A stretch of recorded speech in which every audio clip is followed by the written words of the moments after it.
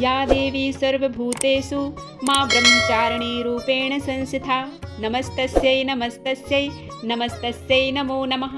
हे माँ सर्वत्र विराजमान और ब्रह्मचारिणी के रूप में प्रसिद्ध अम्बे, आपको मेरा बारंबार प्रणाम है। मैं आपको बार बार प्रणाम करती हूँ। अपनी कृपा से हम सभी को आच्छादित करें। स्वागत है आप सभी का आपके अपने YouTube चैनल उपासना की उपासना में।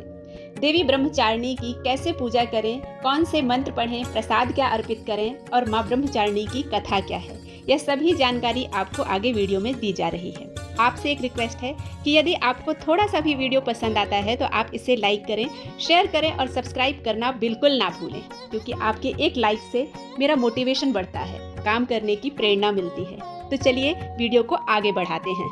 नवरात्रि के दूसरे दिन की अधिष्ठात्री देवी माँ ब्रह्मचारिणी है। माता ब्रह्मचारिणी का स्वाधिष्ठान चक्र में ध्यान कर इनकी साधना की जाती है। संयम, तप, वैराग्य तथा विजय प्राप्ति की ये देवी होती हैं।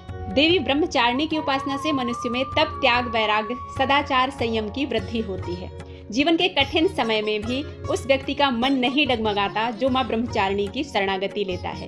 देवी अपने साधकों की मलिनता, दुर्गुणों और दोषों को खत्म करती हैं। देवी की कृपा से सर्वत्र सिद्धि तथा विजय की प्राप्ति होती है। नवरात्रि के दूसरे दिन माँ के ब्रह्मचारिणी और तपश्चारिणी रूप को पूजा जाता है। जो साधक माँ के इस रूप की पूजा करते हैं उन्हें तप, ज्ञान, वैराग्य, संयम और सदाचार की प्राप्ति होती है। जीवन में वे जिस बात पर संकल्प लेते हैं उन्हें उस संकल्प में सिद्धि प्राप्त होती है। माँ भगवती को नवरात्रि के दूसरे दिन चीनी का भोग लगाना चाहिए। माँ को शक्कर का भोग प्रिय है। ब्राह्मणों को दान में चीनी ही देना चाहिए। मान्यता है कि ऐसा करने से मनुष्य दीर्घायु प्राप्त करता है। इनकी उपासना से मनुष्य में तप, त्याग, सदाचार की वृद्धि होती है। ब्रह्मचारिणी देवी की पूजा नवरात्रि के दूसरे दिन की जाती है। देवी ब्रह्मचारिणी का स्वरूप ज्योतिर्मय है। ये माँ दुर्गा की 9 शक्तियों में से दूसरी शक्ति है।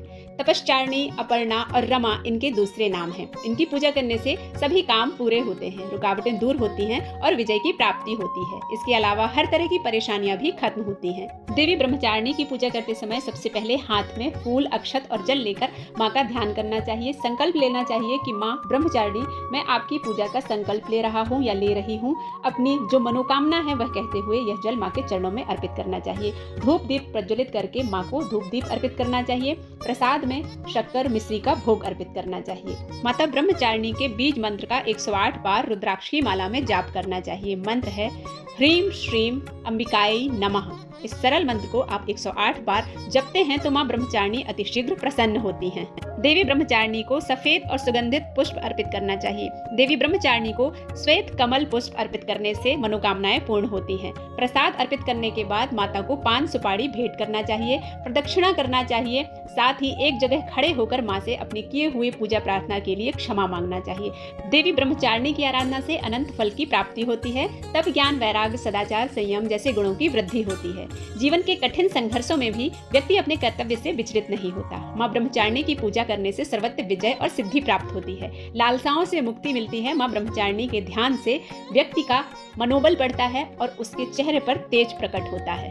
देवी ब्रह्मचारिणी की पूजा करने के बाद उनकी कथा सुनना चाहिए। कथा सुनने से माँ अपने भक्तों पर प्रसन्न होती हैं और उनके मनोरथ पूर्ण करती हैं।